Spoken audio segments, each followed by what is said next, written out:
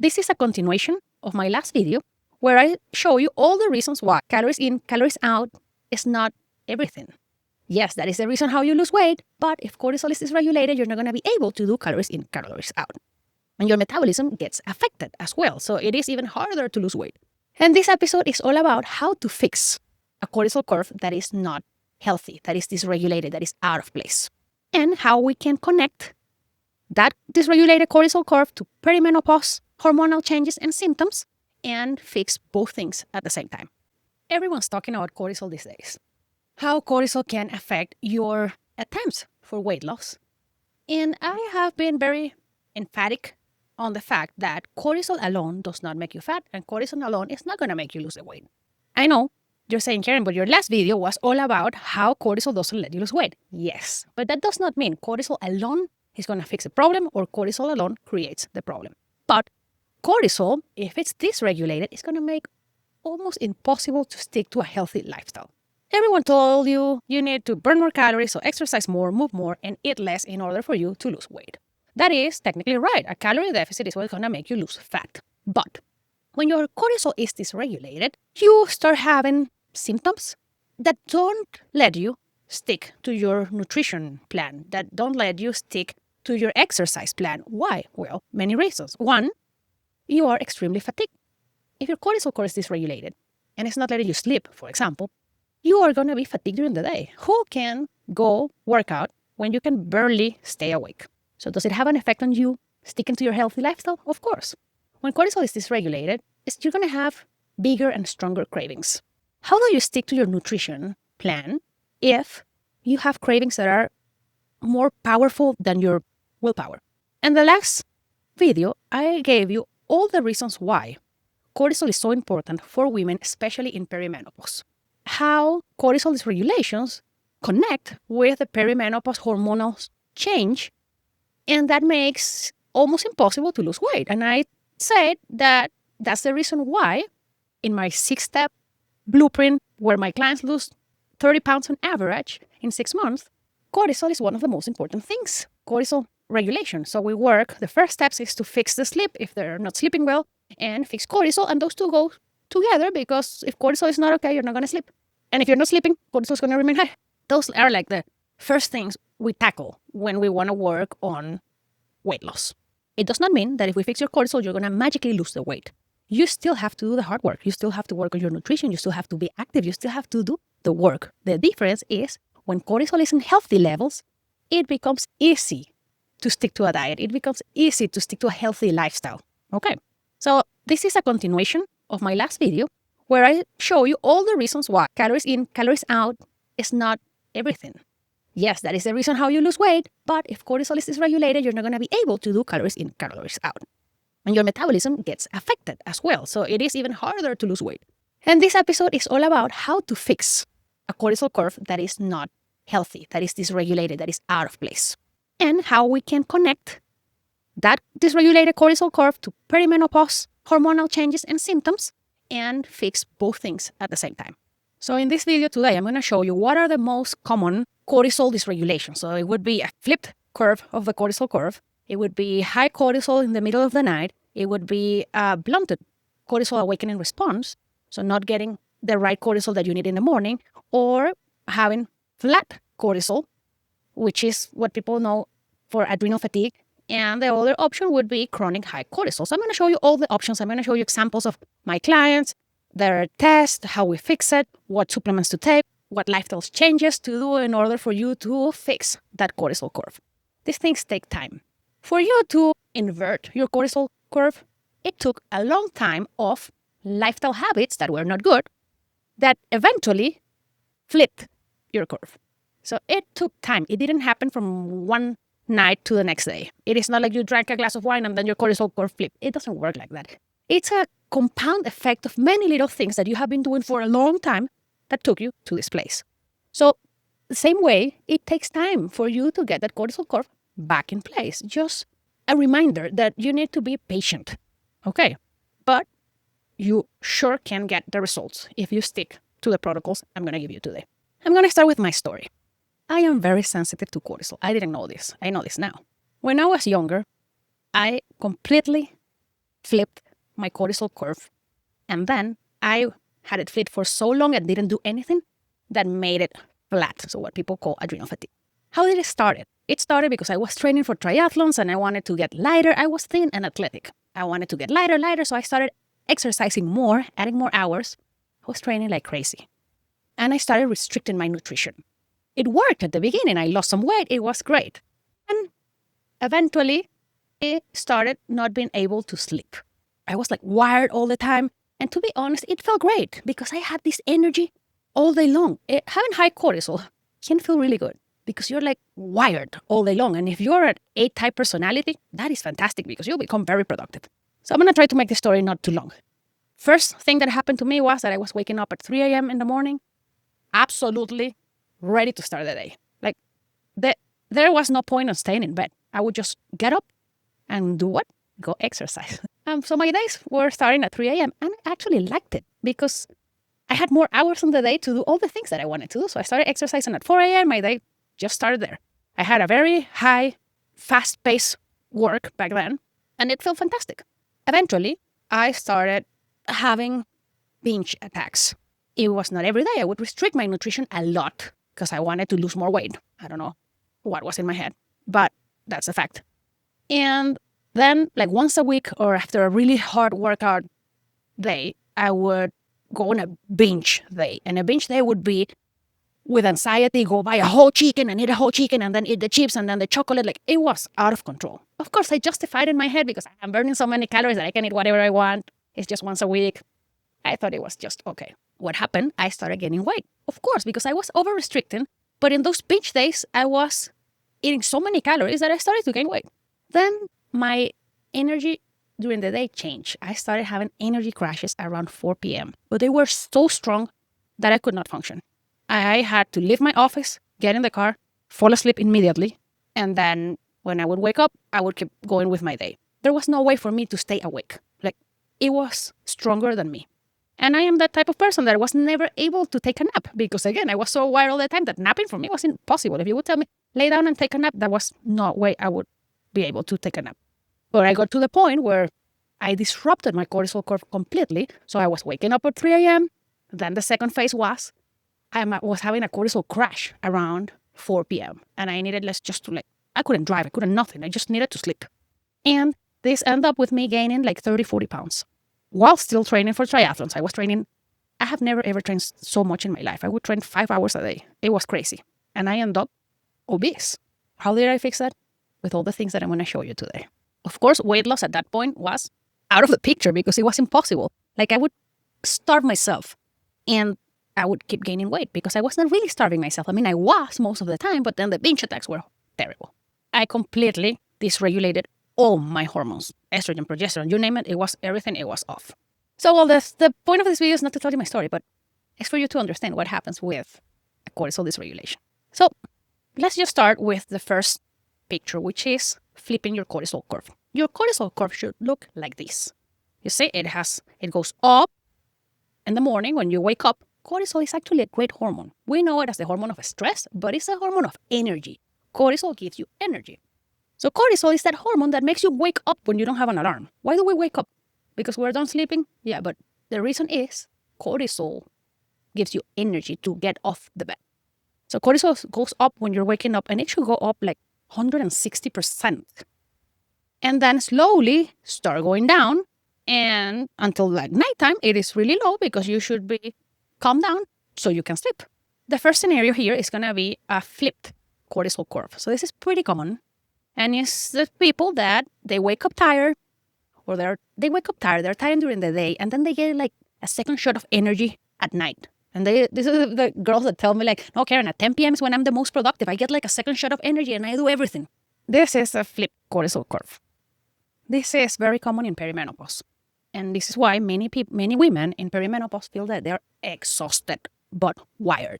That they are tired, but they want to sleep and they can't. Like I was tired, but I could not take a nap until things got really bad. Estrogen and progesterone are already shifting because you're starting to get an early perimenopause, and cortisol makes it even worse. So having this regulated cortisol makes the symptoms of that estrogen and progesterone shift worse. Here is an example. This is one of my clients' cortisol saliva test because the blood cortisol that your PCP does not show you any of this. It actually doesn't do anything because what it shows you is the amount of cortisol you have in that exact moment when you took that blood sample.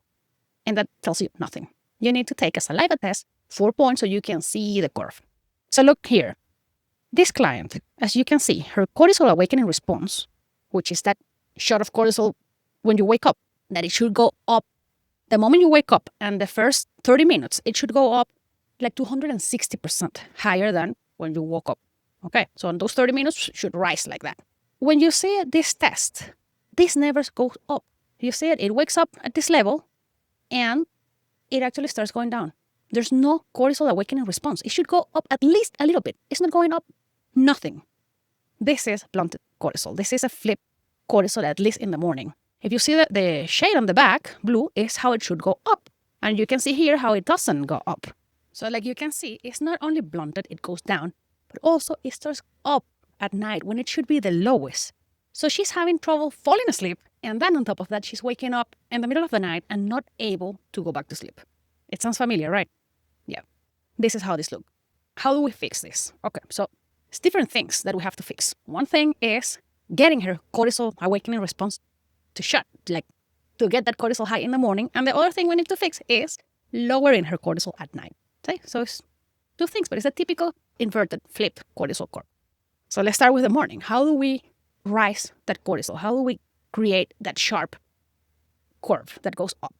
Well, one is important to get a consistent wake-up time and bedtime. The more consistent you can make it, the more your system, your circadian rhythm, is going to know, like, okay, I'm going to wake up at this time, so I'm going to have to release some cortisol around this time. And same thing at night. So we want to work on the circadian rhythm. I know it sounds like, I don't know, hippie and all natural, but our body is all natural. We need to work on the circadian rhythm. So in the morning, one of the things that shows the best results is to get direct sunlight in the first 30 minutes. The sooner, the better. So you wake up, the sooner you can get outside and get direct sunlight, 10 minutes, 20 minutes, the better it is going to be to help your body release that cortisol that we want. I know not everyone can do that. Like one of the things that frustrates me about being a communicator in social media is that we give so many advice to people. And when you see a mom that has 5 kids and maybe even works, it's like, I feel stupid telling this woman to do all this stuff. Like in what time a mom that has 3 or 5 kids is going to truck and go out to enjoy a coffee and get some sunlight? See, it sucks. But well, I'll give you all the tools and you don't have to do them all. You choose the ones that you can do. Fair enough, right? So direct sunlight. If you live in a place that you don't have maybe sunlight early in the morning because of winter or something like that, there are some lights that you can buy that give you 10 lumens, 10,000 lumens. And that kind of makes the same effect as having direct sunlight. So for example, I live in Colorado. Winter, I don't get to get outside early in the morning. I have one of these lights and I turn it on while I brush my teeth, do my makeup, etc. to help with that cortisol awakening response. If you go straight to work, you can put it on your desk. Many options, okay? So these are tools. Again, you don't have to do them all. The other thing that works is delaying your caffeine intake. And you're going to say, Ken, this doesn't make sense. If we want to get cortisol up, why are we going to delay our caffeine intake? Doesn't caffeine increase cortisol? Yes and no. The truth is, if you're a person that drinks coffee every day, that doesn't do anything anymore to your cortisol. So if you never drink coffee, yes, having a coffee is going to increase your cortisol. But if you are used to it, if you drink coffee every day, coffee is not raising your cortisol. And then why do we want to delay it? We want to delay it around an hour to 90 minutes. And the reason why is because we want this super high peak and then we want this drop. We want to delay that drop a little bit. We want it to be very, very marked, but we want to delay it. And there are 2 things here that are going to help you when you delay your caffeine intake, 60 minutes to an hour and a half. If you drink coffee first thing in the morning, when you get up, caffeine blocks adenosine receptors. And I don't want to make this complicated. It basically, the reason why you feel with energy when you drink coffee, it is not really because it gives you energy. It is because it blocks the receptors of you feeling tired. Okay? So when you drink coffee first thing in the morning, the half-life of that caffeine is 3-4 hours, which is kind of around the same time when cortisol is going to start going down. So if your cortisol goes down at the same time that you don't have block those adenosine receptors anymore, so you have receptors to feel tired, you're going to get an energy crash around noon. See why? Because you're going to lose the effect of caffeine at the same time that your cortisol is going to start going down. So you get an energy crash. So that's one reason to delay your caffeine. It has nothing to do with the cortisol awakening response. The other reason to delay your caffeine is caffeine does not raise your cortisol, but it does help to keep it high, which are two different things. So if you delay it an hour and a half, you're going to delay the moment of the day when that cortisol starts going down again, which is important for your energy. See?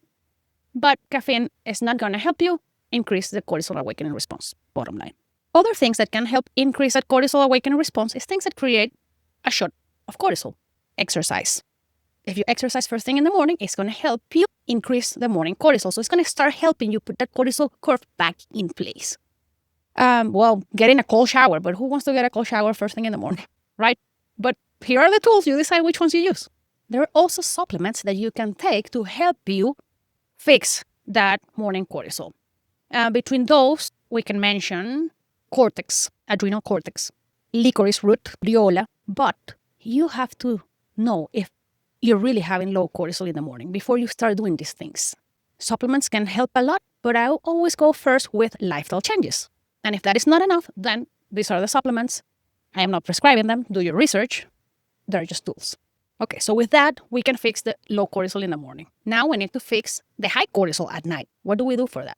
Well, you have to have good sleep hygiene practice, right? So avoid blue lights, TV, phone, etc.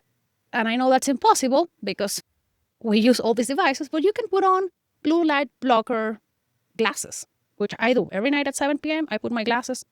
And it may not be the magic bullet, but all the things together compound and they help.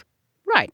Then we need to calm the nervous system. We need to get the parasympathetic system to help you sleep. How do we do this? Magnesium. Most people are deficient in magnesium. If you would see this same client hair and mineral test is showing a parasympathetic system that is not doing the work. Magnesium is going to help you calm your nervous system and it's going to help you sleep. There are other things like L-theanine that can really help regulate your nervous system. And magnesium is helpful no matter what to improve the quality of your sleep. So independently of your cortisol curve, magnesium is good for you to sleep well. Another little trick is having carbs, having a carb-loaded snack at night before bedtime. Hearing what everyone tells you, no carbs at night, that's a myth. The carbs do whatever they're going to do in your body no matter what time of the day you eat them. That's it. For people that have high cortisol at night, carbs help lower cortisol. Me, that I am very sensitive, I figured out a long time ago that my best nighttime routine is a bucket of popcorn. It helps me fall asleep. It helps me calm down, down-regulate my cortisol. So it's something that you can try. It doesn't have to be a meal. You need 100, 200 calories of carbs. Carbs and protein, even better, but just some carbs before bedtime can work really well for many people, especially for women in perimenopause. And then again, if lifestyle changes are not enough, we have supplements that can help to lower your cortisol at nighttime. Ashwagandha works fantastic. If that is not enough, there's phosphatidylserine. I never know how to pronounce that. I'm going to type it here. You say, I don't know. It's here.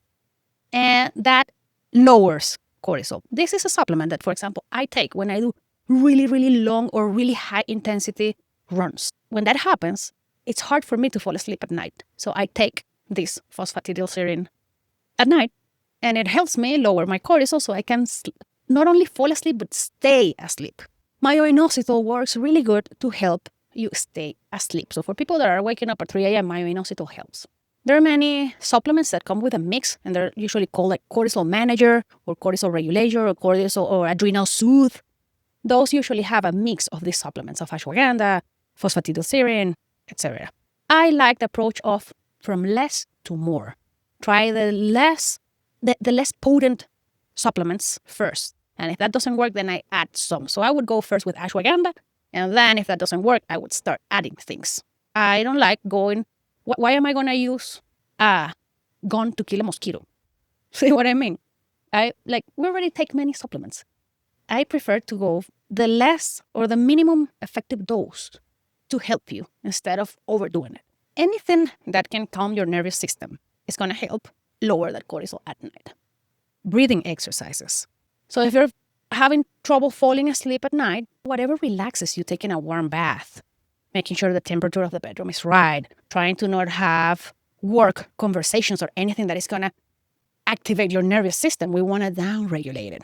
Right. Usually, it's the lifestyle things that we struggle the most with. Now, if you're waking up at 3 a.m., I have a stack of supplements that I like to improve the quality of my sleep, and those are a mix of certain magnesiums, inositol, ashwagandha, L-theanine. Those are my favorite ones. If you're still waking up, because sometimes we have to identify there are different reasons to wake up. If you're waking up because you're worried, well, you're worried. It's not necessarily have anything to do with your cortisol. Right. We have this tendency to, once we hear that cortisol wakes you up at 3 a.m., then it's cortisol. Maybe it's not. Maybe you have a problem at work and you're just thinking about it. That's completely different. It's okay to wake up at night or wake up to go to the bathroom as long as you go back to sleep. Now, if you cannot go back to sleep, we can do breathing exercises. And there are two protocols that I like. One is I breathe in 4 seconds, hold it for 2 seconds, and then exhale for 8 seconds. And I do that like 10, 12 times, but I usually fall asleep while I'm doing it, if that happens, right? The other one would be to take a deep breath in and then a second one. So it looks like this. And then exhale, long exhale. And again, you do this 10, 12 times until you fall asleep.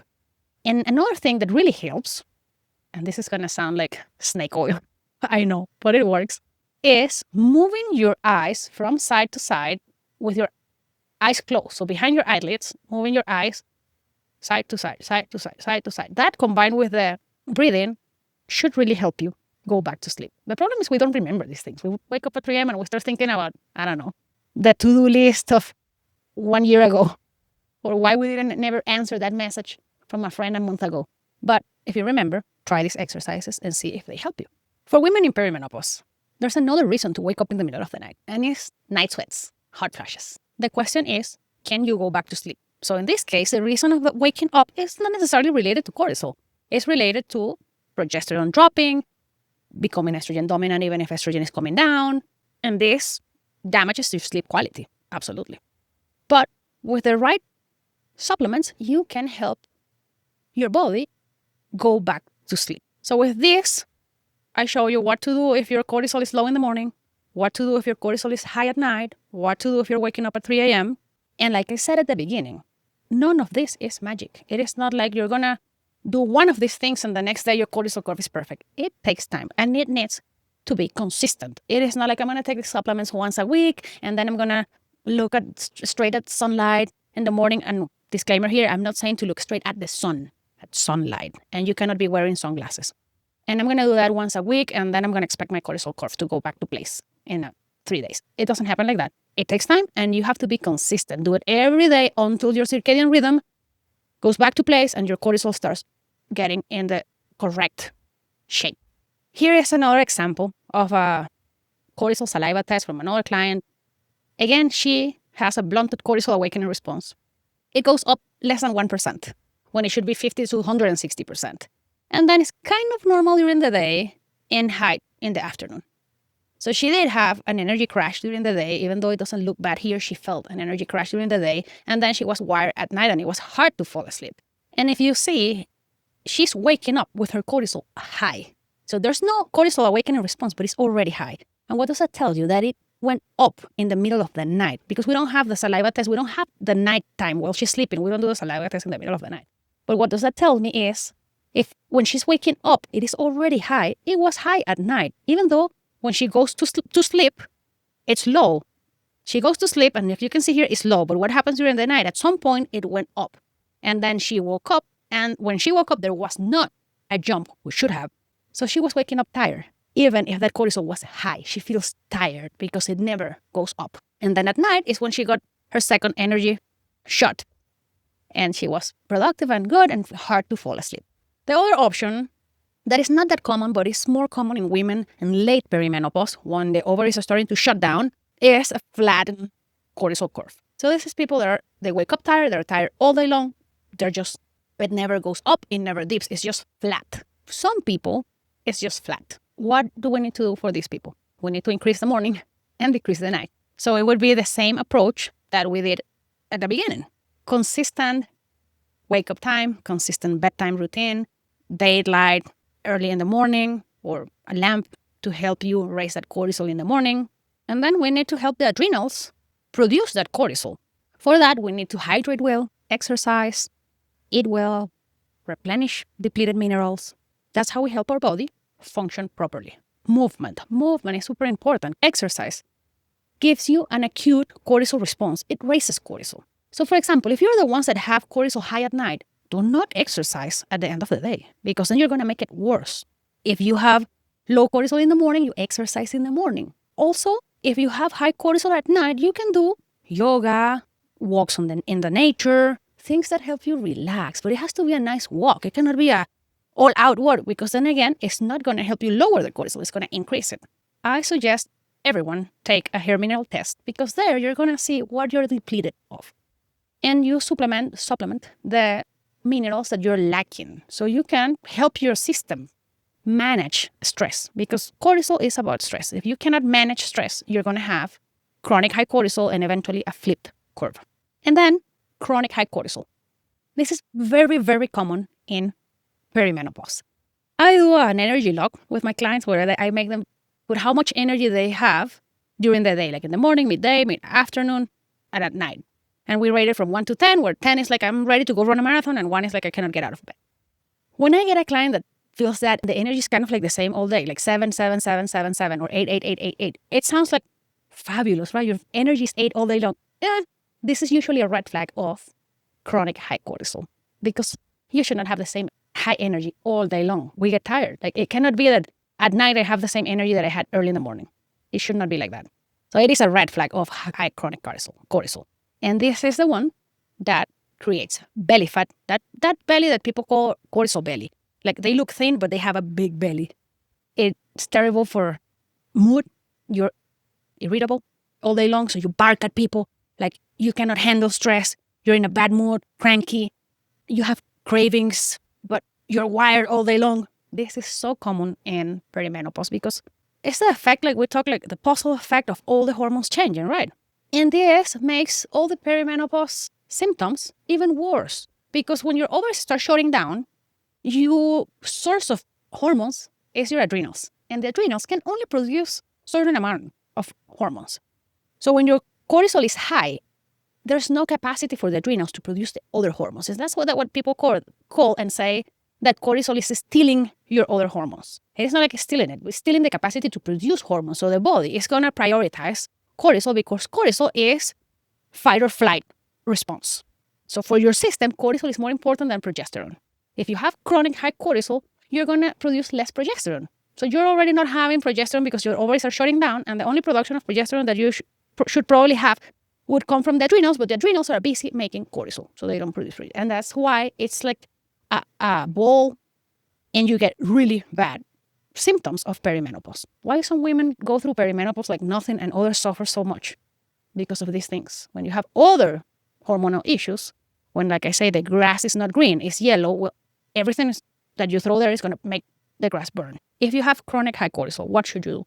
You need to change the way you exercise. So avoid super high intensity exercise because it's gonna increase your cortisol. So exercise does not increase cortisol in a chronic way. It's acute and it's good. When you exercise, you get a little bit of increase on your cortisol and then it goes down. But if your cortisol is already high, exercise in high intensity is gonna make it stay high for longer. See the difference? So if your cortisol is healthy and you exercise, that's perfectly fine. It's gonna go down again. But if your cortisol is already high, doing high intensity is going to make it stay there. See? So change the type of exercise. If you're doing high intensity exercise, change it for zone 2, low aerobic exercise, walks, something that is not going to increase your cortisol. Again, support your nervous system. Magnesium. Other supplements like ashwagandha.